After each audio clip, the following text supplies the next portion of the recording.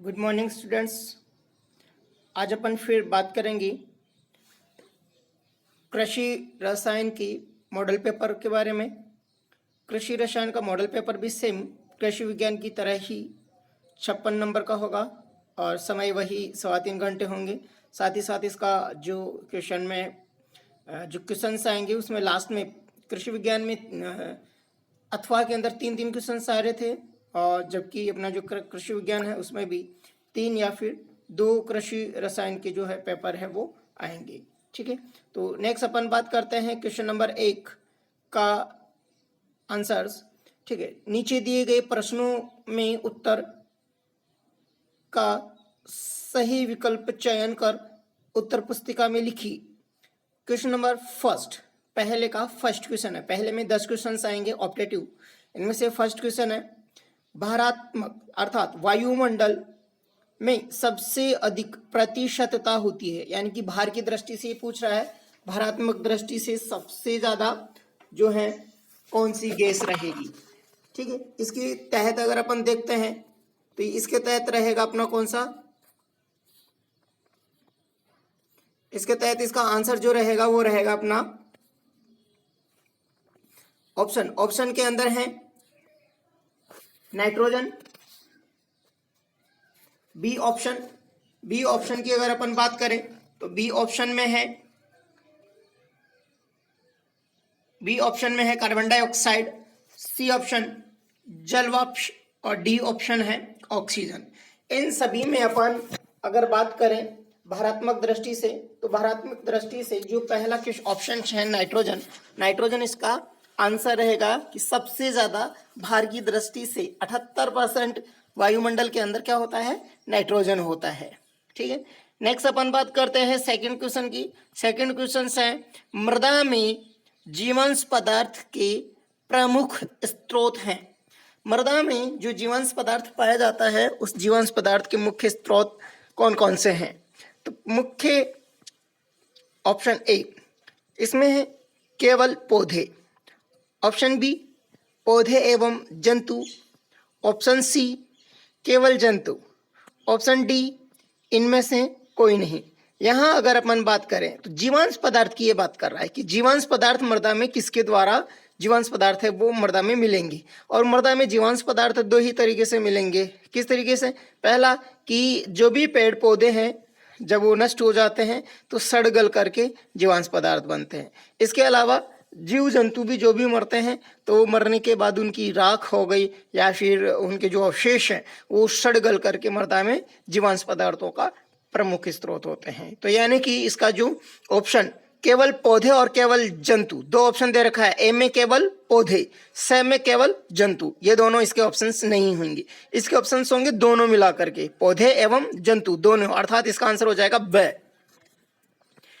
Third question में अपन बात करें पीएच एवं पीओएच का योग सदैव होता है। तो पीएच और पीओएच का जो योग है वो सदैव होता है 14। कितना होता है, 14 होता है। तो ऑप्शन बी इसका सही आंसर होगा। क्वेश्चन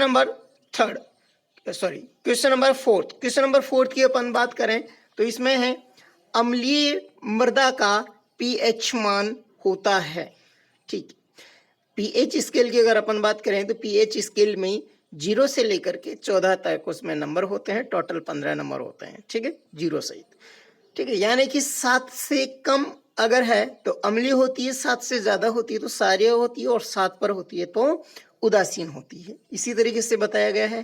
ठीक है, नेक्स्ट अपन बात करते हैं मृदा का पीएच मान। मृदा का अम्लीय पीएच मान ये पूछ रहा है कि अम्लीय पीएच मान कब होगा, यानी कि 7 से कम अगर पीएच मान है तो मृदा का पीएच मान जो होगा वो किस प्रकृति का होगा, अम्लीय प्रकृति का होगा। तो यहां पर हो जाएगा आंसर ए, 7 से कम।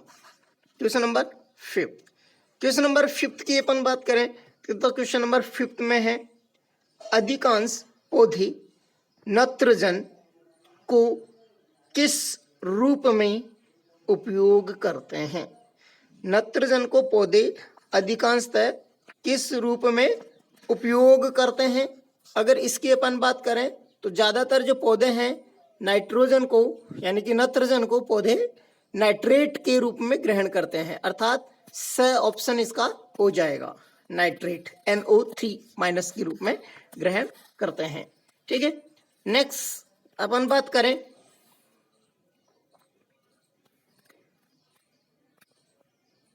सोडियम। सोडियम नाइट्रेट का मृदा सोडियम नाइट्रेट उर्वरक का मृदा पर क्या प्रभाव पड़ता है? सोडियम नाइट्रेट है, सोडियम नाइट्रेट किस प्रकृति का है?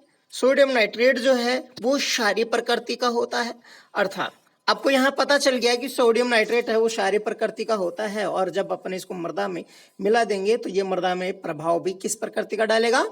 सारे प्रकृति का डालेगा, अर्थात ऑप्शन ए क्षारीय, ऑप्शन बी अम्लीय और ऑप्शन सी उदासीन, ऑप्शन डी कोई नहीं। तो यहाँ पर जो प्रभाव है सोडियम के अंदर क्या है? सोडियम में सोडियम आयन है ना, और सोडियम आयन क्या करता है? सोडियम आयन मृदा के हाइड्रोजन आयन को वहां से विस्थापित करके उसको खत्म कर देगा और मृदा को क्षारीय बनाने की कोशिश करता है, यानी कि क्षारीय प्रभाव उसके अंदर डालता है। ठीक है, तो इसका आंसर हो जाएगा कौन सा? क्षारीय प्रभाव।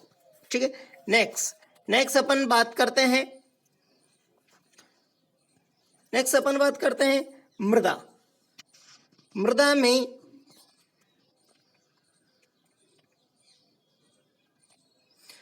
निम्न में से कौन पॉलीसेकेराइड नहीं है? इनमें से एक है जो कि क्या नहीं है साहब? पॉलीसेकेराइड नहीं है, और वो पॉलीसेकेराइड कौन सा है इसमें से अपन बात करेंगे। ठीक है, इसमें से पॉलीसेकेराइड की अगर अपन बात करते हैं तो ग्लूकोज, ग्लाइकोजन, स्टार्च और सेलुलोज, ये सब के सब क्या होते हैं? ये सब के सब क्या हैं? शर्करा। ठीक है, और जो पॉलीसेकेराइड इनमें से नहीं है, ये सारे पॉलीसेकेराइड्स हैं, शर्कराएं हैं, और जो माल्टोज है ये इसमें पॉलीसेकेराइड नहीं है। ठीक है, नेक्स्ट अपन बात करते हैं एजोला का। एजोला का उपयोग गेहूं की कौन सी फसल में करते हैं? एजोला का उपयोग गेहूं की कौन सी फसल में एजोला का उपयोग है वो कौन सी फसल में अपन करते हैं? तो यहाँ ऑप्शन है, पहला गेहूं, बी ऑप्शन है जो, सी ऑप्शन है मक्का, और डी ऑप्शन है धान। अर्थात एजोला है, यानी कि इसमें तीन जो फसलें हैं गेहूं, जौ और मक्का, इनके अंदर एजोस्पाइरिलम और एजोटोबैक्टर का उपयोग करते हैं, और बचा धान तो इसमें नाइट्रोजन स्थिरीकरण के जो लिए जो अपन जैविक उर्वरक का जो उपयोग अपन करते हैं वो करते हैं एजोला के रूप में, यानी कि एजोला का उपयोग है वो धान में किया जाता है। नेक्स्ट, दूध का सफेद रंग किस कारण होता है? यानी कि दूध का जो सफेद रंग होता है वो किसके कारण होता है? कौन सा प्रोटीन है, विटामिन है, या केरोसिन है, या फास्फोरस है, जिसकी वजह से क्या होता है? दूध का जो रंग है वो सफेद होता है। ठीक है, नेक्स्ट अपन बात करते हैं कैल्शियम, बी कैरोटीन, सी फास्फोरस और डी है केसिन। अर्थात जो दूध होता है वो कैसीन प्रोटीन के कारण क्या होता है? सफेद होता है, और कैरोटीन की अगर अपन बात करें तो कैरोटीन के कारण जो दूध होता है वो पीला होता है, और जो गाय का दूध जो पीला होता है वो कैरोटीन के कारण होता है, जबकि दूध का जो सफेद रंग होता है वो किसके कारण होता है? केसिन के कारण होता है। ठीक है, तो यहां हो जाएगा दूध का जो रंग है वो केसिन के कारण सफेद होता है। ऑप्शन 10, क्वेश्चन 10, और क्वेश्चन 10 की अगर अपन बात करते हैं तो यहाँ पर देखिएगा, दूध में उपस्थित वसा की न्यूनतम मात्रा का प्रतिशत है। दूध में उपस्थित वसा की न्यूनतम मात्रा का प्रतिशत है। दूध में उपस्थित जो वसा होती है मिनिमम से मिनिमम कितना % तक होती है? मिनिमम से मिनिमम है 3%। 3% तक जो वसा है वो इसमें पाई जाती है। नेक्स्ट क्वेश्चन है, प्रश्न संख्या 2 से 8 तक के प्रश्नों का उत्तर एक पंक्ति में दीजिएगा, जो कि अपन सेकंड पार्ट में पढ़ेंगे। इस पार्ट में फिलहाल इतना ही। यदि आपको ये वीडियो पसंद आए तो आप लाइक शेयर और सब्सक्राइब करिएगा और बार बार देख करके, या फिर इस प्रकार से आप अपने आप में पेपर बना करके अपनी जो एग्ज़ाम है उसकी प्रैक्टिस आप करते ही रहिए। और उम्मीद करते हैं कि हमारे जो 10 क्वेश्चंस है आपके एग्ज़ाम में आपकी हेल्प करेंगे और आपकी जो परसेंटेज है वो अच्छी परसेंटेज बनाने में आपका हेल्प करेंगे। ठीक है, तो थैंक यू दोस्तों। नेक्स्ट वीडियो में अपन फिर मिलते हैं एक नए वीडियो के साथ में।